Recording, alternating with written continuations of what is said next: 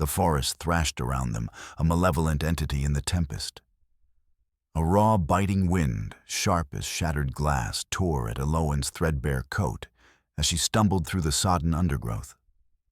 Rain, icy and relentless, plastered her dark hair to her skull, trickling into her eyes and blurring the already nightmarish landscape.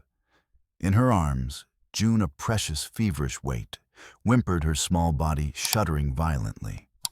Their dilapidated car had coughed its last miles back on a nameless rutted dirt track, not just swallowed by the Vermont autumn mud, but pursued.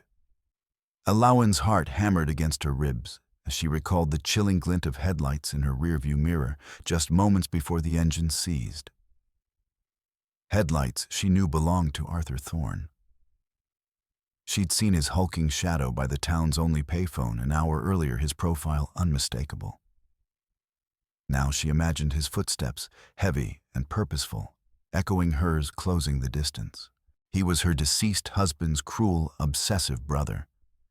A man who saw June not as a child, but as leverage, a loose end from a life he wanted to erase or worse, exploit, for reasons that sent tendrils of ice down Eloan's spine. Just a little further, baby Eloan whispered, her voice choked with a potent cocktail of exhaustion and primal panic. June's head lolled, her breathing a shallow, rattling rasp. The child needed warmth, medicine, safety luxuries Eloan couldn't conjure from the storm-lashed wilderness. Then, through a gap in the tormented skeletal trees, a flicker. A light. A solitary, improbable pinprick of hope in the consuming darkness. A farmhouse. Almost there, she gasped, forcing her numb, protesting legs onward toward that distant, almost hallucinatory sanctuary. This was not just a story about second chances.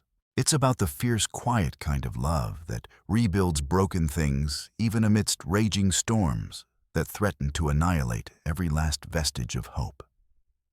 And the moment everything changes because someone dared to stay, or in Eloan's case, someone dared to arrive, hunted and desperate. If stories of hope, healing, and the potent power of love forged in the crucible of fear speak to you, we'd be honored to have you with us. Subscribe and join a growing community where every story matters. Now let's begin. The oppressive atmosphere of the Vermont season had settled in, less like an old quilt and more like a cold, wet shroud, beautiful in its decay, but heavy with an unseen menace, laced with the scent of wood smoke, fallen leaves, and now for Eloan, the sharp, metallic tang of pervasive fear. At the edge of an overgrown gravel road, barely visible beneath a carpet of decaying leaves, Cassian Rhodes stood, one hand resting on a rusted metal gate that sagged on its hinges, the other holding a chipped enamel mug half full of lukewarm coffee. He had no plans that day, or the next, or the next. Time didn't pass out here on the forgotten fringe of civilization. It just lingered, a heavy, suffocating silence. 6 years had gone by since the sterile, impersonal court hearing that stripped him of custody, his world imploding. 4 since his ex-wife Claire disappeared with their daughter Cassandra, vanishing like smoke from a dying fire, leaving behind a void that had consumed him.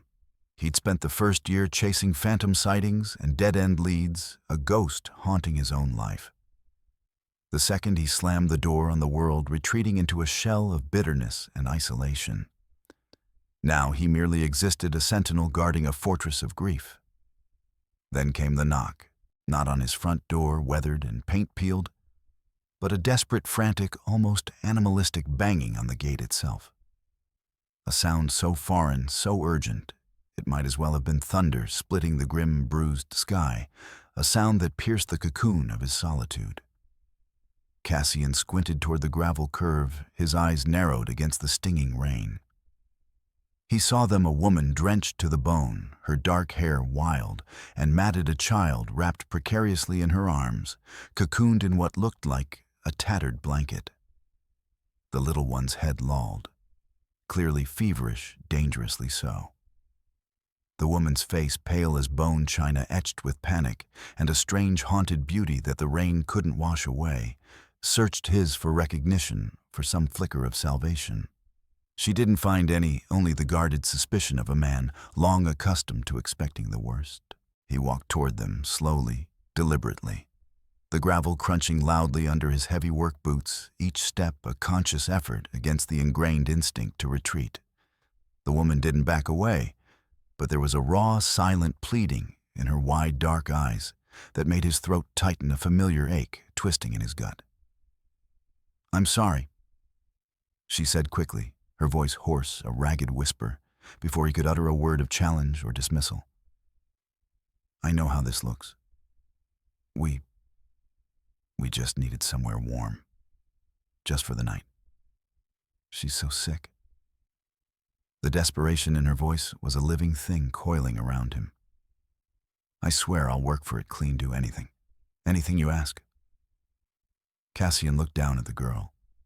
Her small face was flushed a dangerous mottled red, her breath's shallow lips parted and cracked. "She's burning up." He muttered more to himself, the observation a stark, undeniable fact. The woman nodded, tears finally breaking free, mixing with the relentless rain on her cheeks. "All night. I tried the clinic in Blackwood Creek. They wanted insurance, paperwork. Threatened to send us to the county facility, and I couldn't risk it. We had to leave. Quickly." A subtle, almost imperceptible emphasis on leave hinted at a threat far more immediate than just a lack of insurance, a darkness nipping at their heels. Cassian stared at them a moment longer, a flicker of something ancient, something he'd thought long dead. Protectiveness, stirring in the desolate landscape of his heart. He remembered another small, feverish face, another desperate night. Then, with a reluctant, metallic clink that echoed in the storm-laden air, he unlatched the gate. "Come on," he said, his voice rough from disuse, turning back towards the dubious sanctuary of his neglected home. "Aspirin and hot water. That'll have to do for now. The phone lines are down from the storm, so no calling anyone tonight." They followed him past the dilapidated barn, its roofline sagging down a dirt path strewn with slick, treacherous leaves, toward a worn farmhouse that had once held life and music and the comforting aroma of Sunday pancakes. Now it was quiet, imbued with the silence of abandonment like everything else Cassian touched. Inside, the air was cool and smelled faintly of dust and old wood. He guided her to the old cracked leather couch in the dim living room and handed her a folded wool blanket surprisingly clean. "What's her name?" he asked, his voice a low rumble. "June." The woman whispered, her fingers trembling and stiff with cold, brushing damp curls from the girl's forehead.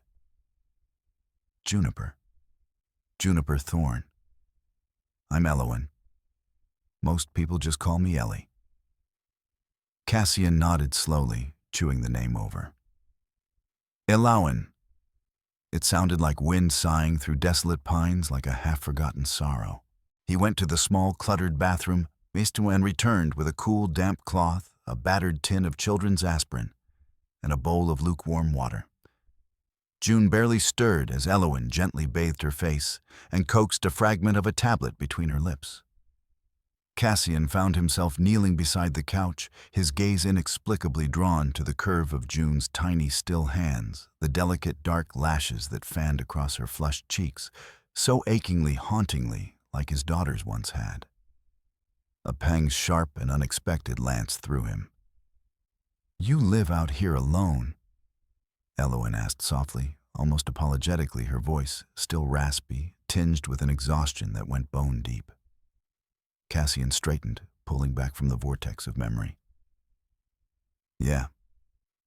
Been that way for a while now." He didn't elaborate, didn't invite further questions. She didn't push, didn't fill the silence with nervous chatter, a quality he found himself appreciating. She just nodded, her focus returning entirely to her daughter. It wasn't until he'd managed to make them both some weak, sweet tea an hour later, June finally sleeping fitfully, her breathing a little less labored, that she finally spoke again, her voice flat, devoid of inflection. "I buried my husband 4 days ago." She said, her gaze fixed on the steam rising from her chipped mug, her knuckles white around it. His family, they weren't kind. More like vultures. Arthur, his brother, he threw me out of our home before the memorial service was even over. Said I wasn't legally on the deed to the house, and since we never updated the will after my Mark got sick. She shook her head, a deep shadow passing over her finely drawn features. We'd just started the adoption process for June. She's not mine by blood. I took her in when she was abandoned as a toddler. But she's mine, in every way that truly matters. Cassian watched her stroke the girl's damp hair. There was a fierce softness in Elowen, a kind of grief-hewn grace that was both captivating and profoundly sad. And now, Elowen's voice tightened urgency, replacing the earlier numbness. I have less than 48 hours to prove to the state that June is living in a stable two-parent family environment, or they'll place her in emergency foster care. Arthur, he'll make sure of it. He's already filed a petition claiming she's his responsibility now. And I don't have a job. I don't have a permanent address. I don't have a husband.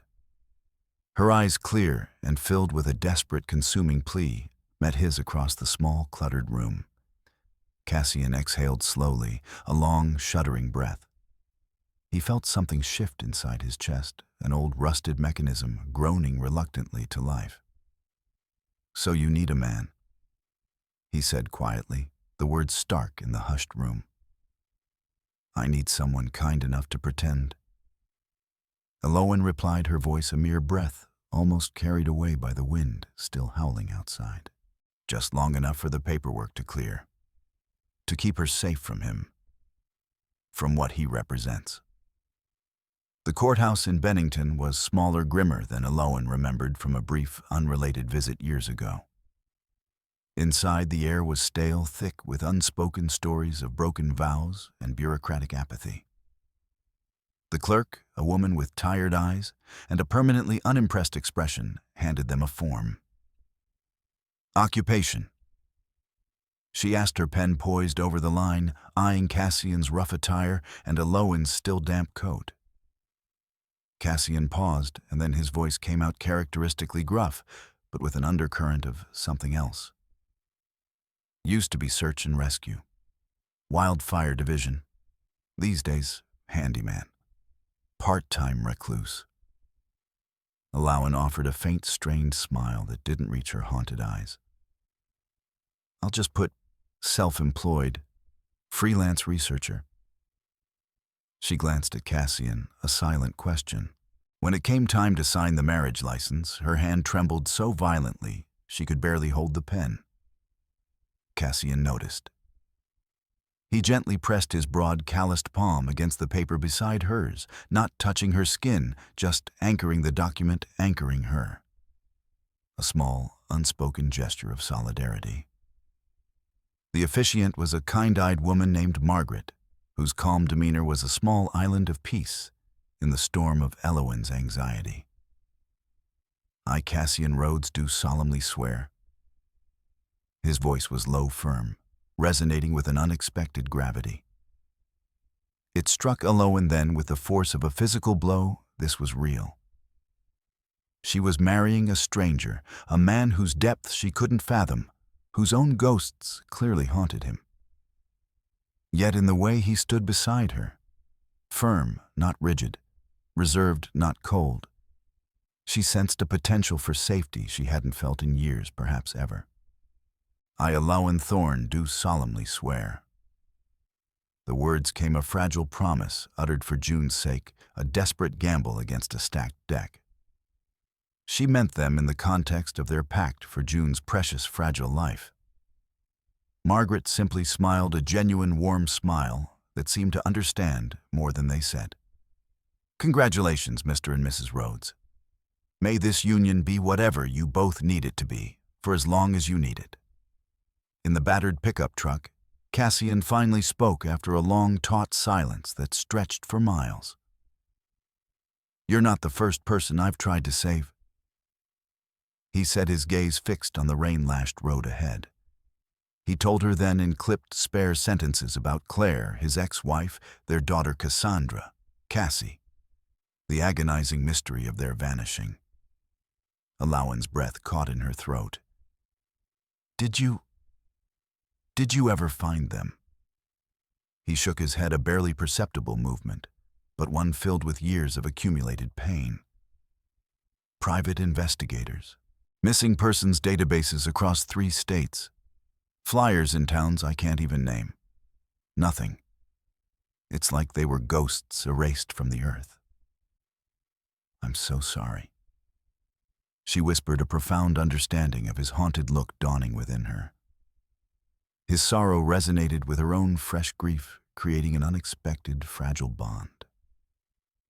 "Grief, it folds into your routine," he said, a grim half-smile that didn't come close to reaching his eyes.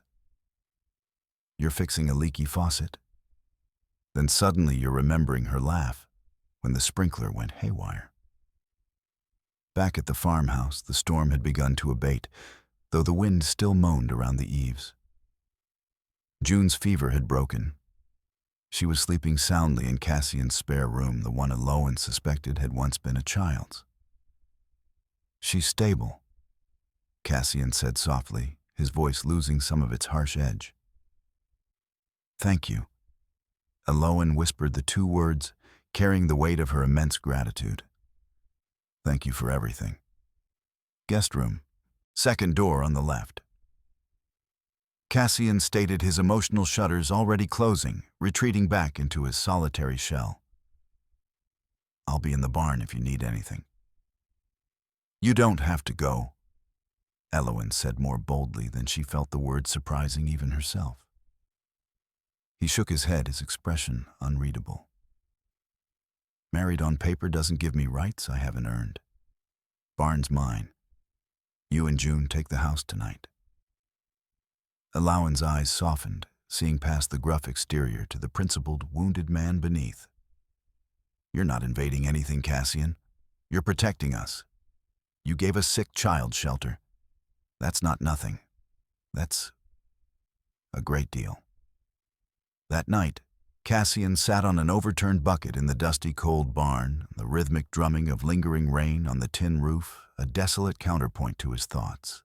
He stared at a small, hidden dog-eared photograph, him younger, smiling, with a laughing, pigtailed 4-year-old girl perched on his shoulders. His heart ached with a familiar, relentless throb. June.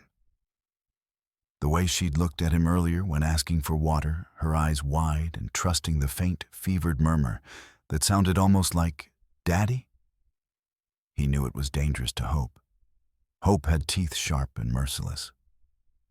But still, a tiny, stubborn ember refused to be extinguished. The wind in Vermont could whisper secrets or howl like a banshee. That next morning, it did both, rattling the window panes. Inside the farmhouse, however, life, tentative and fragile, had re-entered. June's light, unsteady footsteps padded across the wooden floors. Alawan's quiet hum could be heard from the kitchen as she attempted to make sense of Cassian's sparse pantry. June sat on the braided rug in the living room, drawing with a set of crayons. Cassian hadn't realized he still owned her tongue poked out in fierce concentration. Exactly like his Cassie used to do when she was deeply engrossed. His heart stuttered a painful skip in its rhythm. She looked up, her eyes now clear and bright, meeting his.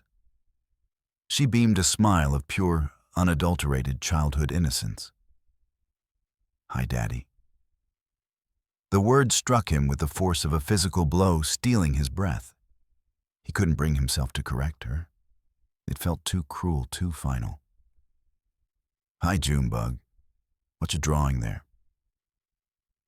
She proudly held up her creation, a crudely drawn red barn, a tire swing hanging from a massive oak, and a tall man in jeans and a flannel shirt holding hands with a little girl. "That's you and me," June said with conviction, "from a dream I had. But I think it's a real memory, too." Cassian crouched, his knees creaking in protest. "A real memory, huh?" She nodded seriously.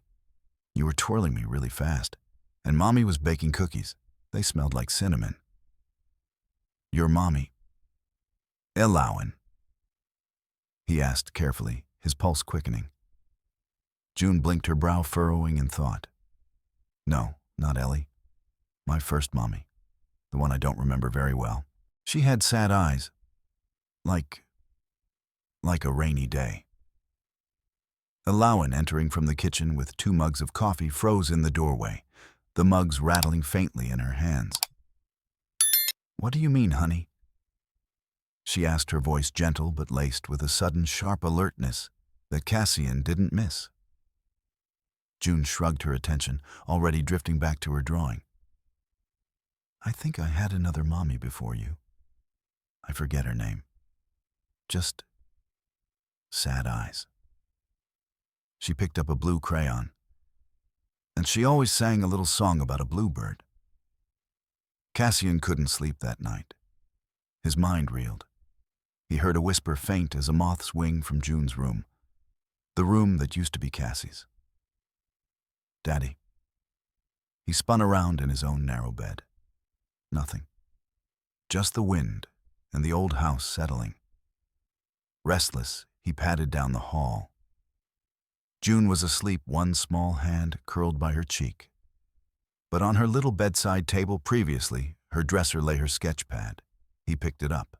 The newest page depicted him, a tall, shadowed figure standing in a doorway, and a small, indistinct figure on the other side, reaching out to him through what looked like a swirling fog or mist. Chills traced his spine. The next morning, drawn by an undeniable pull, he ascended the creaky stairs to the attic. Dust motes danced in the slivers of pale light, filtering through a grimy window, rising like miniature ghosts disturbed from a long slumber.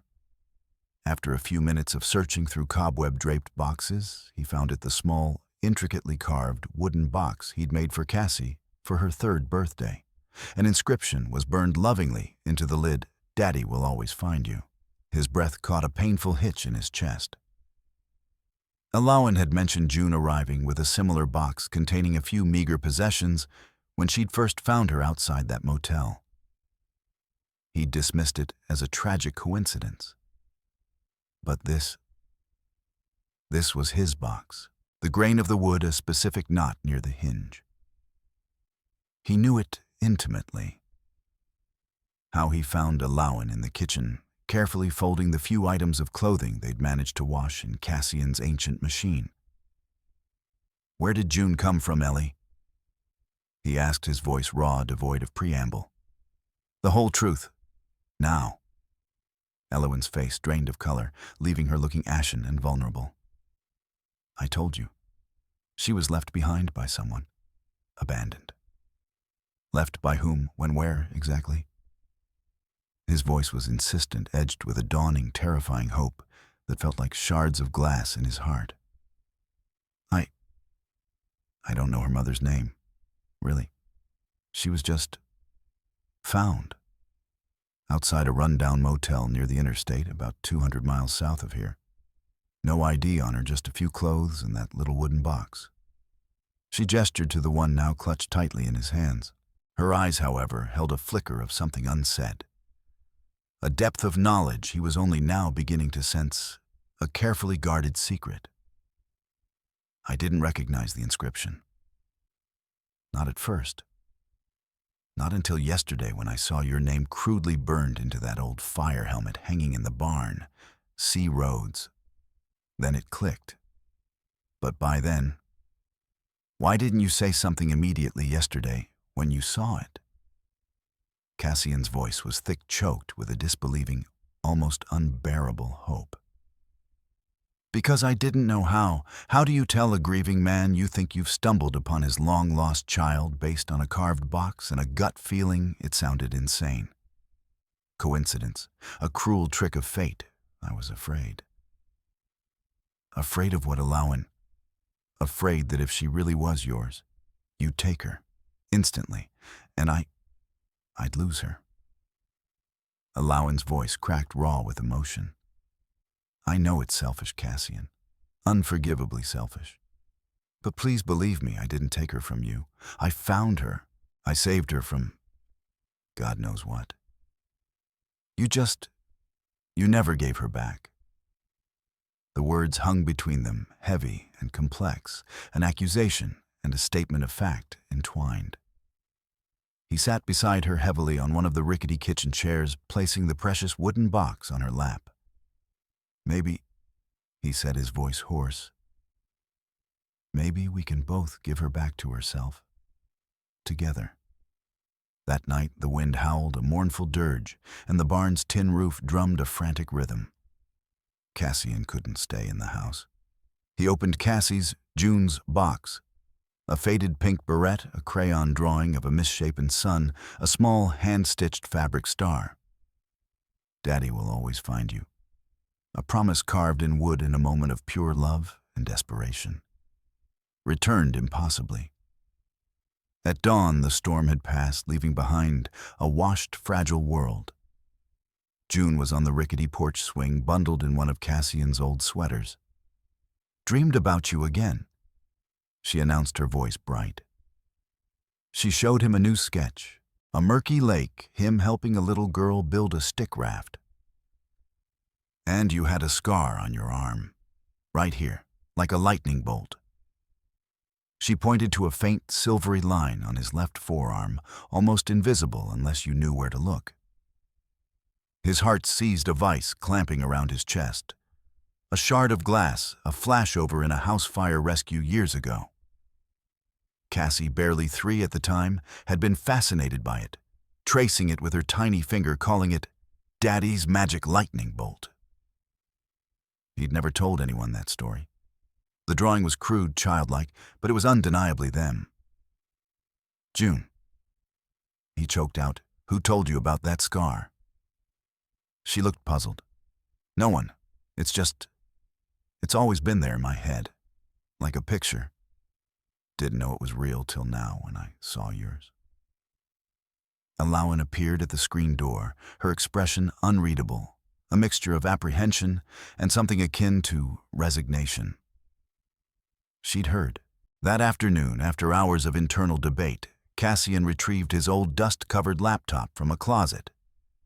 He powered it up the machine, groaning in protest. Search reports Cassandra Rhodes. Missing. His ex-wife's final devastating note seared into his memory. "I can't do it anymore, Cass. The darkness is too much. Someone else, anyone else, will take better care of her than I can. Forgive me. Try to understand." He then searched for intake records from shelters and fire stations in the area around the motel Alawan had mentioned for the time frame, corresponding to June's abandonment. And there it was, an intake report. Town of Oakhaven, near the interstate. Girl estimated age 2, abandoned at the steps of a rural fire station 4 days after Claire's note was dated. No name provided, no positive DNA match made to any existing missing persons report from that state at the time. The timing, the general location, the description, it was all too specific, too crushingly real. His hand shaking, picked up his phone.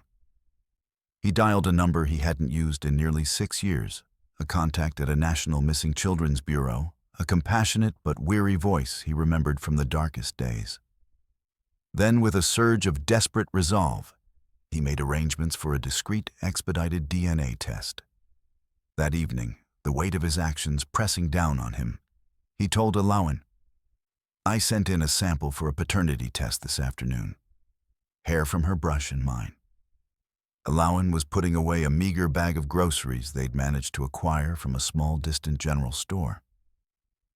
She put it down, slowly, carefully. Her voice when she spoke was strained tight.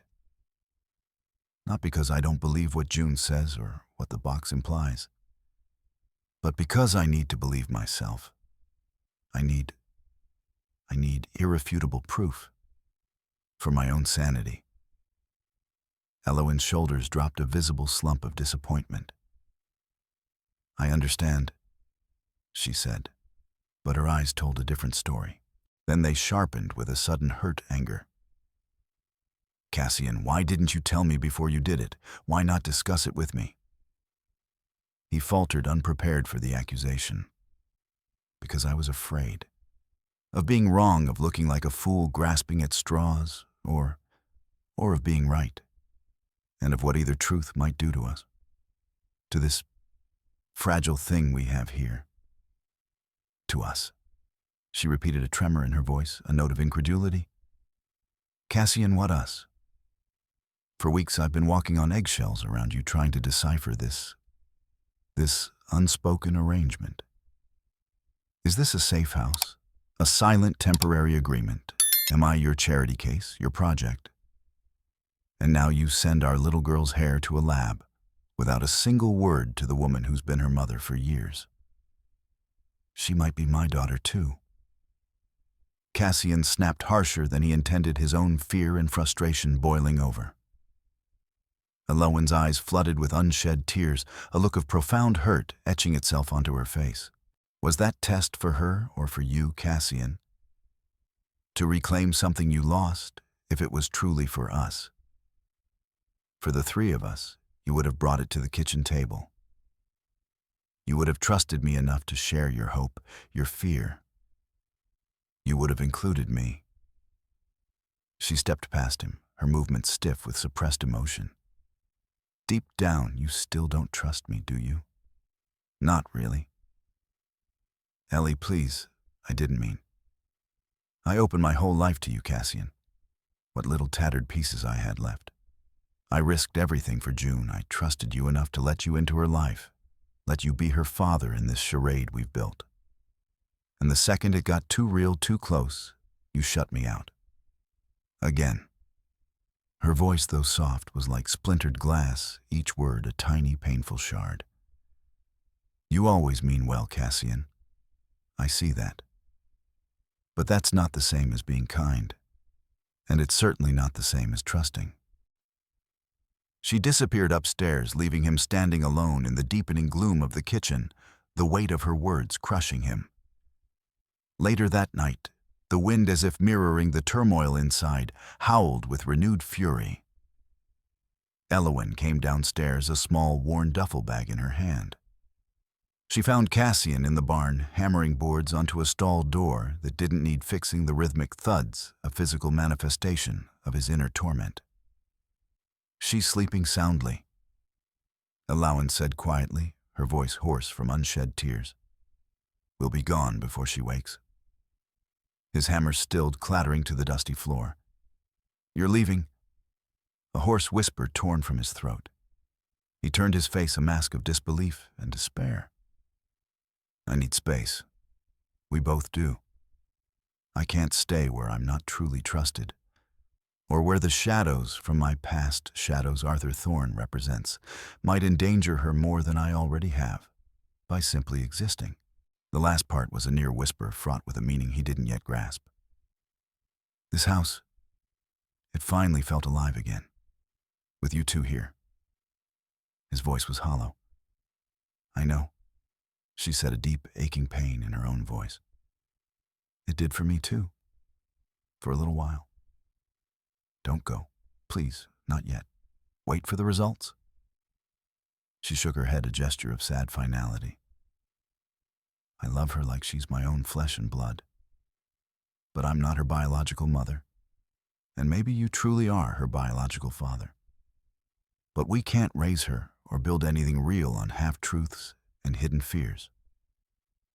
She held out June's sketchbook. This is hers, but I think it was always meant for you. Look through it. Where will you go? He asked, his world tilting on its axis. I don't know yet. Somewhere safe.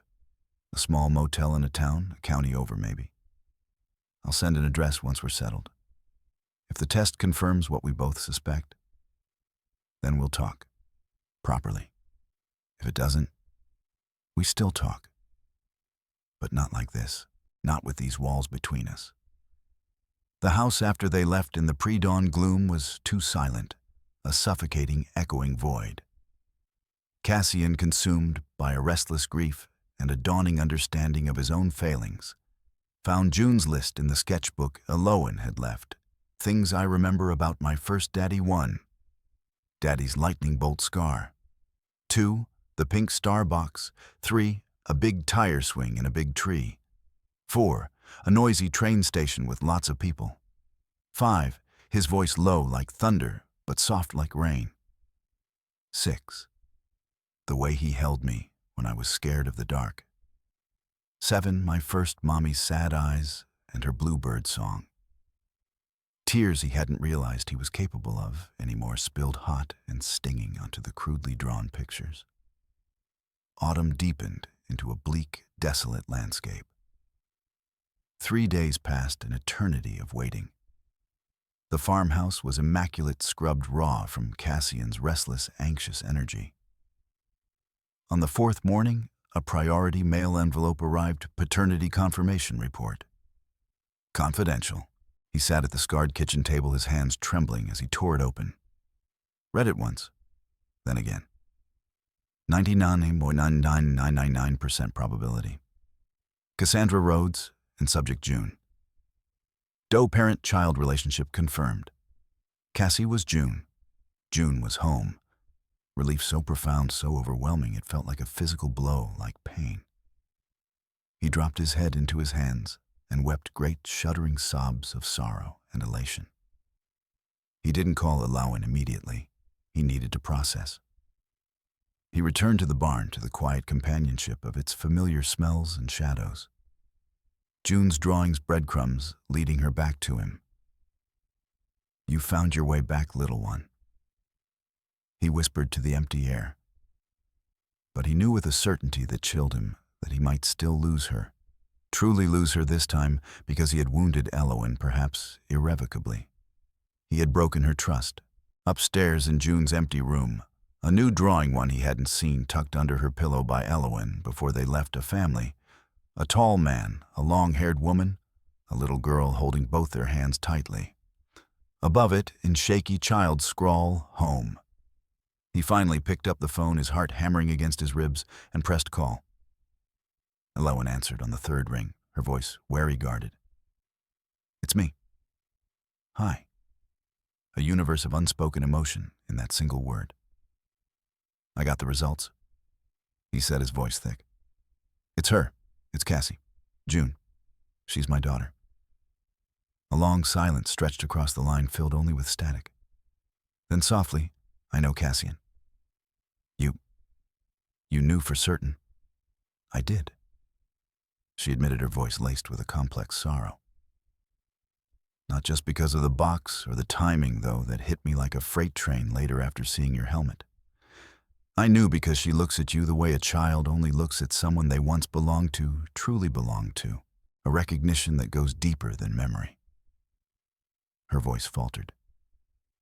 "And because a few weeks before Mark died and Arthur descended, I was researching potential safe havens, places to disappear to if Arthur got truly unbearable. I stumbled across an old news report online, a cold case about a missing girl named Cassandra Rhodes from this region. The details, the age, the timeline, her mother's instability, they matched June, what little I knew of her abandonment. It's why I came to this specific county, Cassian. I was looking for you, or at least for a sign. But then Arthur started making more direct threats." Cassian's blood ran cold. Arthur Thorne, a venomous snake. "What about Arthur? What threats?" "He found out somehow I was making inquiries about Vermont, perhaps even your name specifically. I'd asked a former colleague, someone I trusted, or so I thought. Arthur is resourceful, dangerously vindictive. I was terrified he'd find you, and if he suspected June was your biological daughter, he'd use it. He's capable of anything to get what he thinks he's owed from my husband's estate, which is nothing, or just to cause pain, to destroy anything good." Her voice trembled with a chilling fear. "I couldn't risk bringing that to your door until I knew you were real, safe. Until I could be sure I could protect her, and maybe even you, from him and from other complications, from my past life with Mark." This was the twist he hadn't seen coming. Alawan hadn't just stumbled upon him. She'd sought him out navigating a minefield of her own, carrying a dangerous multi-layered secret. She hadn't just been fleeing Thorn. She'd been trying to orchestrate a desperate reunion while protecting them all. I don't know what to say. He managed, his mind reeling. Tell me what you're feeling, Cassian. She replied, her voice quiet but insistent. Lonely. He admitted the truth, raw and exposed. And ashamed. I hurt you. I didn't trust you when you were risking everything. You were afraid, she said gently, a hint of forgiveness in her tone. So was I. We both built walls so high we couldn't see over them. I want to fix this. Not just for June, for us. If there can be an us. A long silence. Then, I want that too, Cassian. More than I can say. But we need to rebuild. From the ground up, honestly. No more secrets. No more fear dictating our choices. I'll start wherever you say. I'll tear down every wall. Start by showing her the truth. Show June who you were, who you are now. All of it. Then, come find us. The Whispering Pines Motel Route 7 just outside Danby. Room 12. But Cassian. Her voice dropped, laden with warning. Be careful. Arthur, he sent another message through that same acquaintance. He knows I'm in Vermont.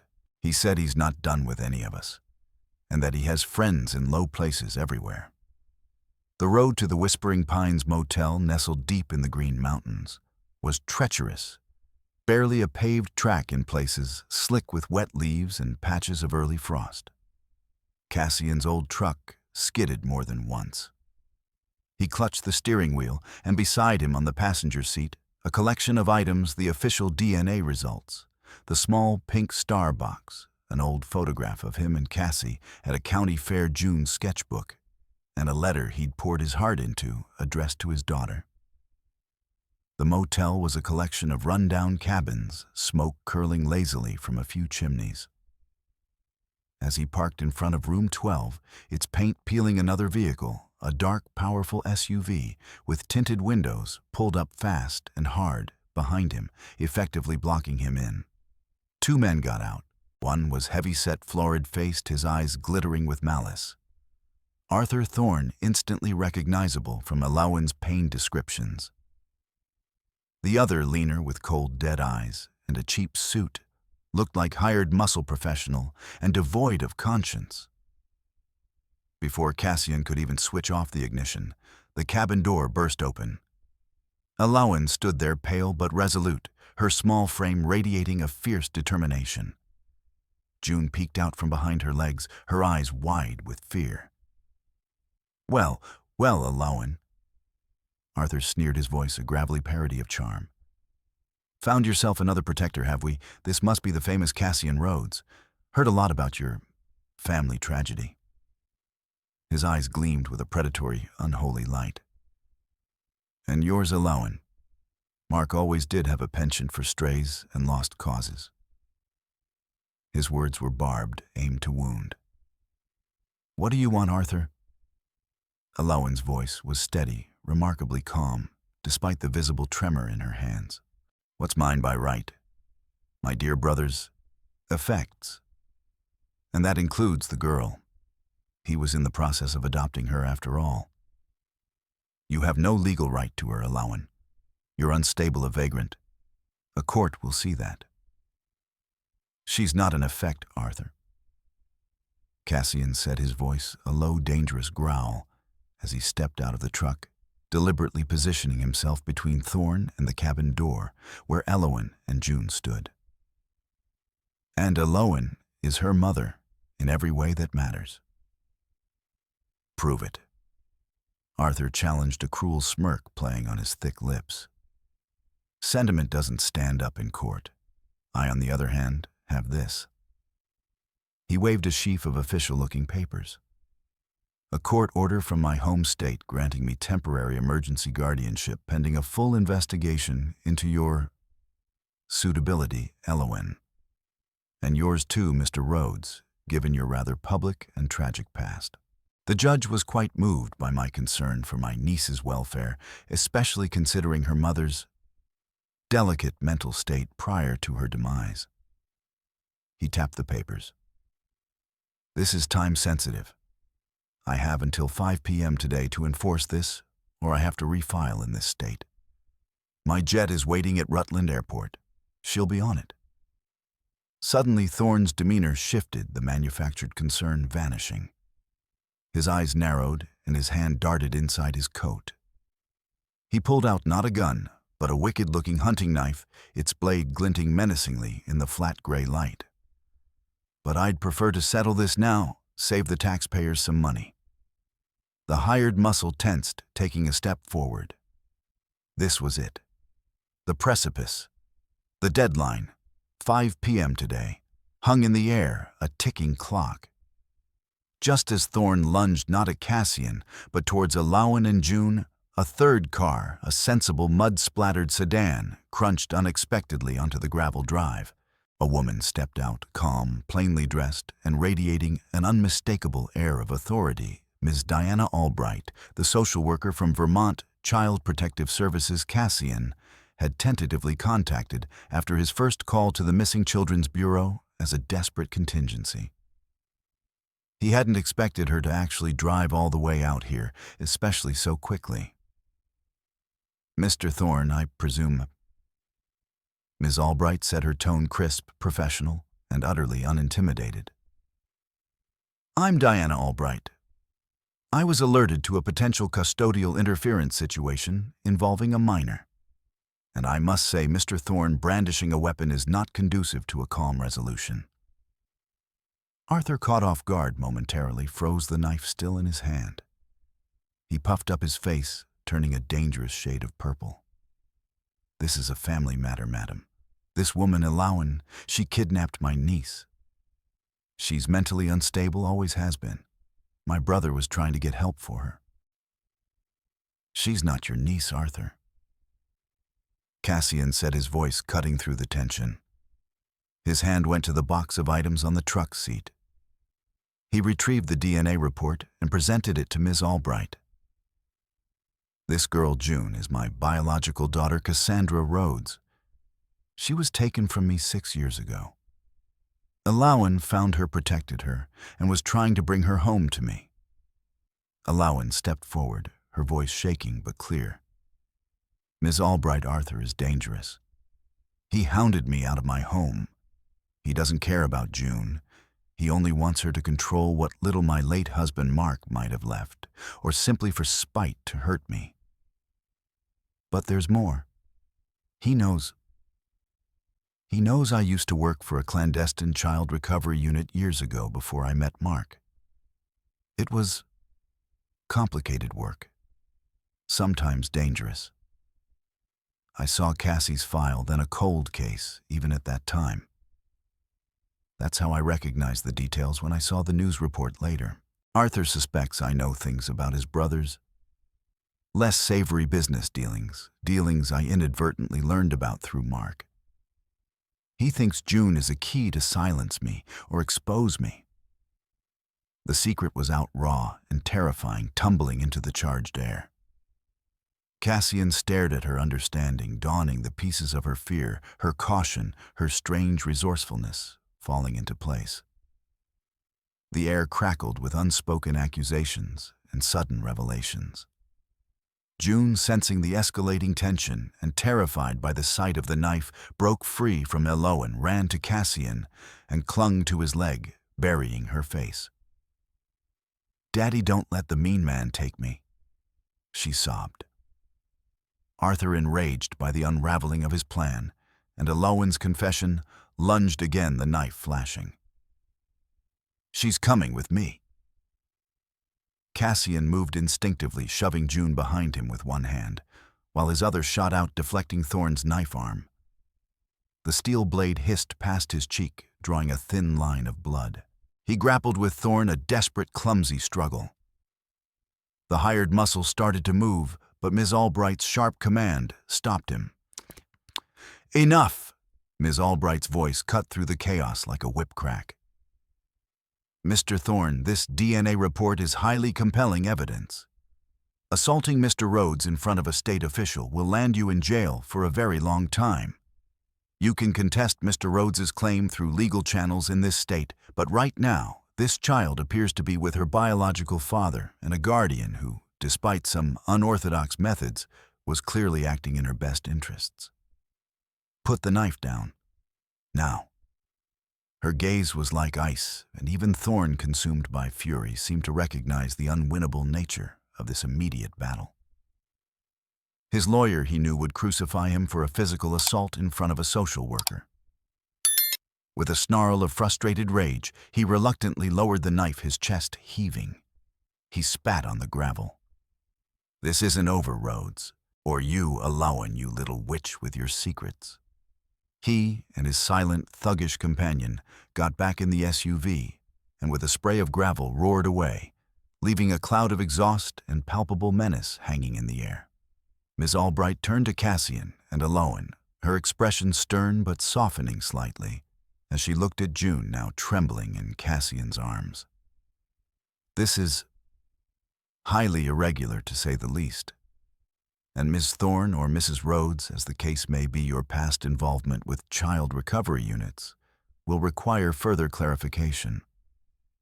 However, the immediate danger to June from Mr. Thorne seems to have passed. The DNA is a very strong start, Mr. Rhodes. We will need to formalize everything. Custody, allowance, role, June's official identity. It will be a process involving thorough background checks and assessments. Her gaze held theirs.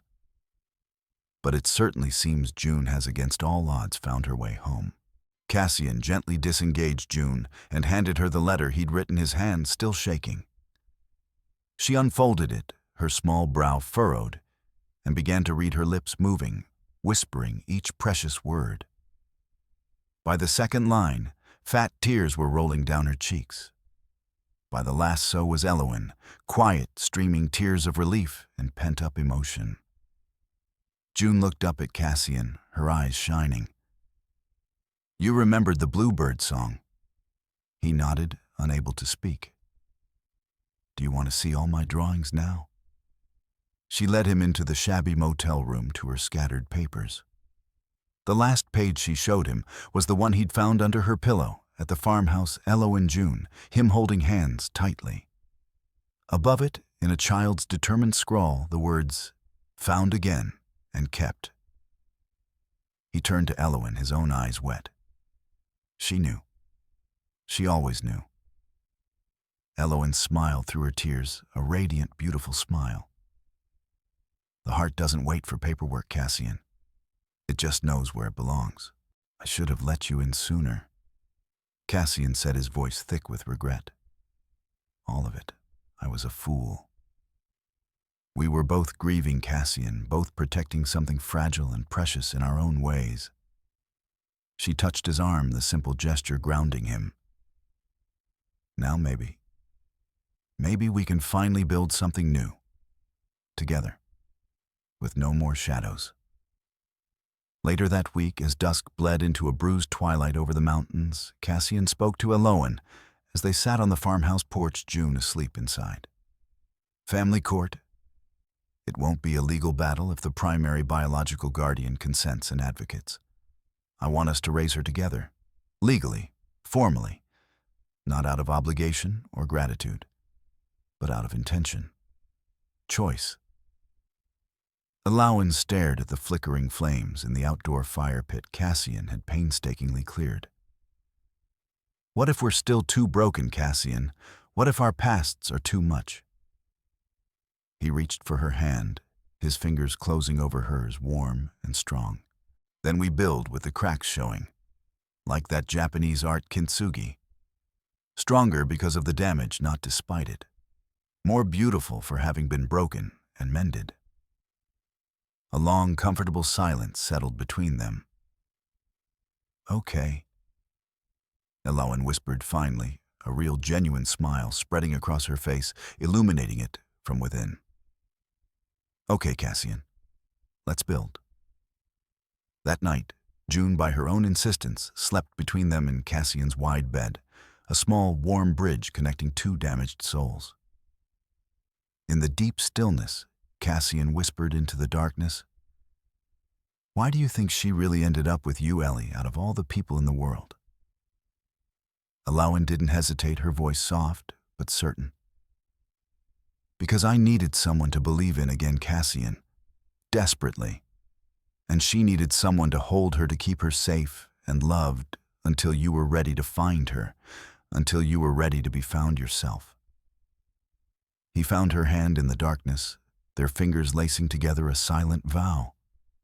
The rain came softly later that night, a gentle cleansing sound as they drove back to Cassian's farm the next day, their two vehicles forming a small, hopeful convoy. June chattered excitedly from the back seat of Alawan's car, pointing out cows and cloud shapes. At Willow Hill Family Services a few days later, with a surprisingly supportive Miss Albright guiding them through the bureaucratic labyrinth, they began the formal, complex process of amending custody orders and initiating Alawan's co-adoption of June Cassandra Rhodes. It would be long, involve endless paperwork, intrusive home studies, psychological evaluations. But it was real. It was happening. The legal scrutiny Alawan knew would also delve into her past work, but she faced it with a newfound courage, Cassian by her side. June's new painting, tacked proudly to the refrigerator, was titled, "Where Love Lives." It depicted their ramshackle farmhouse, Cassian's barn, their porch swing vibrant, impossible flowers in a garden they hadn't planted yet. And the three of them smiling, with a joyful phantom golden retriever June insisted they would get one day. The familiar crunch of gravel under the truck tires sounded different now as Cassian pulled into the drive. It sounded like arrival. Home. June leapt out before the truck had even fully stopped. "Did the chickens miss me, Daddy? Did they lay extra eggs?" Alawan turned to Cassian, a soft, amused smile playing on her lips. "She runs around like she owns the place already." "She does," he said softly, his gaze following June as she raced towards the chicken coop. "We all do now. This place owns us as much as we own it." Cassian carefully hung June's "Where Love Lives" painting on the living room wall, opposite the faded old family photograph of him, Claire, and a baby Cassie. Two different chapters, one continuing story. That night, after June was asleep, Alawan stood in the kitchen, absently wiping down the already clean counter. "We never really talked about what this means for us, Cassian. You and me. Long term." He stepped forward, closing the small space between them. "Thought we were living it, Ellie. Every day. But if you need the words..." He took her hands. "I'm asking you to keep waking up in the same house with me. To keep being the one who helps me sort the recycling and argues about what to have for dinner. To keep being the one who builds the fence and the life alongside me." Alawan exhaled a long, slow breath, her shoulders relaxing. "You already are, Cassian. You already are." They rebuilt the broken pasture gate together the next morning. June, supervising. From a safe distance, offering unsolicited advice and a running commentary. "Strong things start underground, you know," she declared wisely, quoting something she'd heard on a nature program. "Like tree roots." By late afternoon, the new gate stood solid and true, freshly oiled and secure. "First thing I've built right in years," Cassian said, wiping sweat from his brow, a tired but deeply satisfied smile on his face. Alawan looked at him, her gaze soft and full of an emotion that made his heart swell. "You built her right," she said, nodding towards June, now soaring on the tire swing he'd rehung for her. "And she in turn is building us back, stronger." That night, June curled around Cassian's neck for her goodnight hug, her breath warm against his skin. "Daddy, if I ever forget again like before, will you find me? He held her tight, his voice thick with emotion.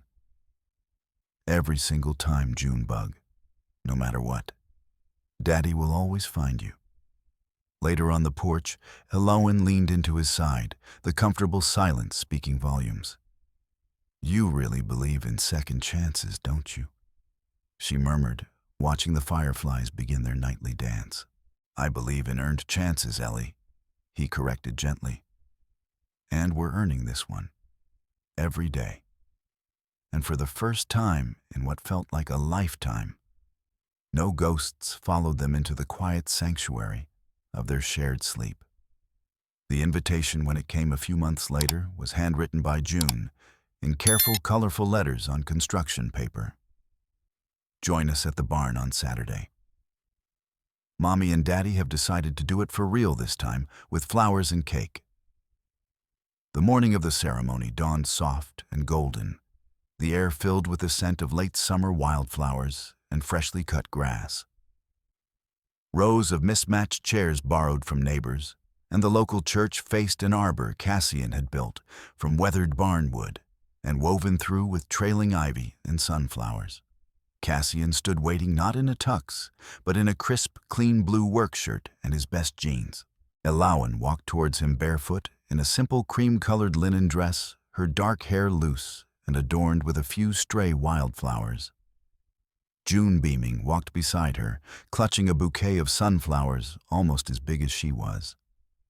Margaret, the kind-eyed officiant from Bennington, who had become a quiet friend, smiled at them warmly. This time, she said, her voice gentle, forget the legalities. Just say what truly matters. Cassian turned to Elowen, his eyes once so haunted now clear and full of a love that humbled him. Elowen, he began, his voice thick with emotion. I promise to keep showing up every day, to fix what breaks in the house and in our hearts, to listen more than I speak, and to never ever let fear speak louder than love again. Elowen's eyes shone with tears as she met his gaze. Cassian, she said, her voice trembling slightly, but full of conviction. I promise to make our life honest, always, to hold space for your past, and to fiercely protect the room we're making for our future. I promise to keep choosing you and this life every single day. Margaret raised her hands, her smile radiant. Then by the power vested in me once again, and by the undeniable power of the love that fills this place, I now pronounce you truly and deeply husband and wife. They kissed a long, slow kiss, filled with promises kept and new ones made.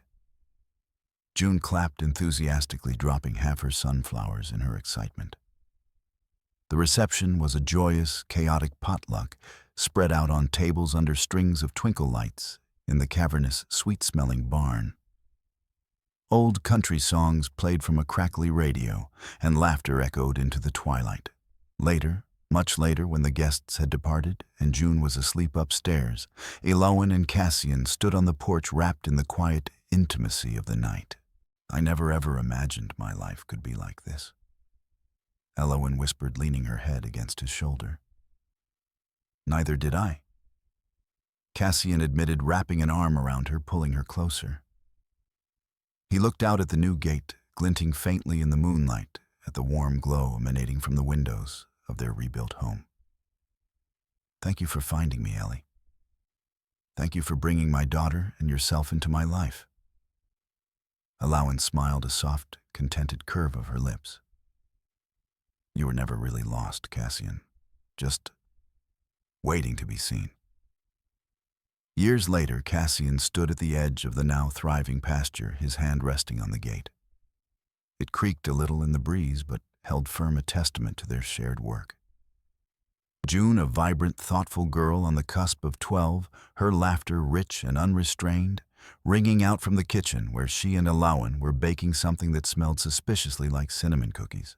The house was fuller now, noisier, richer with the comfortable clutter and deep lived-in love of a family. Each wall, each room held echoes of joy, of arguments resolved, of quiet moments of connection. June came down from her room, no longer the guest room, but her room carrying a new painting. She carefully added it to the collection inside the pink star box, which now resided on her bookshelf, nestled beside her old sketchbook, and surprisingly, the laminated DNA report, now a cherished, almost mythical relic of their journey. "This room isn't sad anymore, Daddy," she said, looking around at the cheerful yellow walls and the bookshelf overflowing with books and treasures. "It's happy." Later on, the small hill behind the barn, at the weathered wooden bench Cassian had built overlooking the sprawling valley, June read aloud the small, discreetly carved sign Cassian had placed there years ago. "Found lost and found again. And again. That's our story, isn't it?" she said thoughtfully, leaning against him. "Yes, sweetheart." Cassian wrapped an arm around her shoulders, his heart full. "And it always will be." That evening, as Cassian sat on the porch alone, enjoying the cool twilight air, a sleek, unfamiliar black car pulled slowly and silently into the long driveway, its headlights cutting sharp beams through the gathering dusk. His heart gave a familiar, unpleasant jolt of apprehension, a residual reflex from years of anticipating bad news. A well-dressed man he didn't recognize stepped out holding a slim leather briefcase. "Mr. Cassian Rhodes?" The man inquired, his voice smooth, professional, and entirely impersonal. "That's me. My name is Alistair Finch. I represent the estate of the late Mr. Arthur Thorne. Mr. Thorne passed away quite unexpectedly last month from a sudden cardiac event. He left a rather complicated and surprising set of final instructions. One of them, rather inexplicably, pertains to Miss June Cassandra Rhodes." Cassian tensed a knot forming in his stomach. Alawan, alerted by the unfamiliar vehicle, appeared in the doorway, a silent question in her eyes, her hand instinctively reaching for his. The lawyer, Mr. Finch, continued, seemingly oblivious to the undercurrent of tension. "It seems, despite his documented earlier animosity, Mr. Thorne stipulated in a codicil to his will that a small but not insignificant trust fund be established for Miss Rhodes's future education, to be administered by a neutral, third-party financial institution. No strings attached, no conditions. Just that. It was, to put it mildly, rather unexpected by all parties involved." He extended an official-looking envelope towards Cassian. A final, perplexing act from a very difficult and often cruel man. Cassian took the envelope, stunned into silence. Elowen moved to stand beside him, her arm linking through his, a silent pillar of support. Mr. Finch nodded, his duty apparently discharged. "That's all. My condolences for everything. Good evening." He turned, got back into his silent car, and drove away, leaving them in the rapidly gathering dark, with this final baffling and strangely poignant twist from a man they had only ever known as a source of pain and fear. Cassian looked at Elowen, then down at the heavy cream envelope in his hand. "Well," he said, a slow, incredulous smile spreading across his face, shaking his head. "Life certainly knows how to keep things interesting, doesn't it?" Elowen leaned her head on his shoulder, a soft chuckle escaping her. "It certainly does. But then again," she squeezed his arm, "we're pretty good at interesting, aren't we?" He opened the creaking screen door, the sound no longer one of decay, but of welcome, and stepped back inside into the warmth and light of the life he'd nearly lost forever, into the enduring love he'd been miraculously given back into the home. They had rebuilt, honestly, painstakingly together, prepared for whatever came next. And that he knew with a certainty that settled deep in his bones was more than enough. It was everything. We'd love to hear where you're watching from or what part of this journey resonated with you. Drop a comment below. Your thoughts enrich our community. And if this story and its telling and its heart touched you feel free to subscribe to our channel. No pressure ever, just a quiet invitation to share in more stories like this. From the very bottom of our hearts, thank you for spending this precious time with us. Your presence here, your willingness to listen, truly matters.